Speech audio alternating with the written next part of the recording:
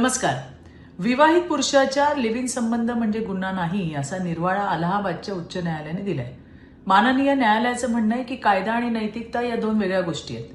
पण माझं असं म्हणणं आहे, जेव्हा नातेसंबंधांचा विषय असतो ना, तेव्हा कायदे हे केवळ कागदावरचे नियम नसतात, ते समाजाची नैतिकता टिकवण्यासाठी असतात.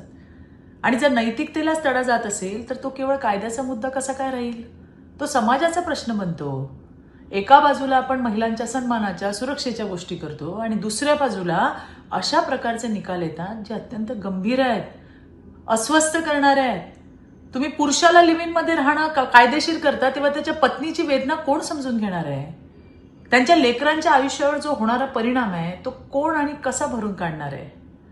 लिव्ह इनच्या नावाखाली कित्येक महिलांची फसवणूक आणि शोषण होत आहे आणि आपण त्याकडे फक्त कायद्याच्या चौकटीत बसतं म्हणून दुर्लक्ष करायचं आहे का? भारतीय संस्कृती आणि कुटुंब व्यवस्था ही आपल्या समाजाची ताकद आहे आणि जर त्यालाच आपण अशा प्रकारे कमकुवत करण्याचा प्रयत्न होत असेल किंवा कमकुवत करण्याचा प्रयत्न त्या ठिकाणी केला जात असेल तर त्याच्या विरुद्धात ठाम भूमिका ही आपल्याला घ्यायलाच लागणार आहे, घ्यावीच लागणार आहे. माझं स्पष्ट मत आहे, अशा निकालांचा समाजावर होणारा दुष्परिणाम दुर्लक्षित केला जाणार नाही आणि याच्यावरती व्यापक चर्चा आणि या निकालाचा पुनर्विचार होणं अत्यावश्यक आहे.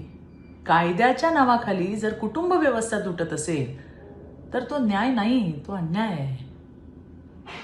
विचार करा आणि तुम्हाला काय वाटतं या विषयावरती नक्की व्यक्त व्हा. धन्यवाद. जय हिंद, जय महाराष्ट्र.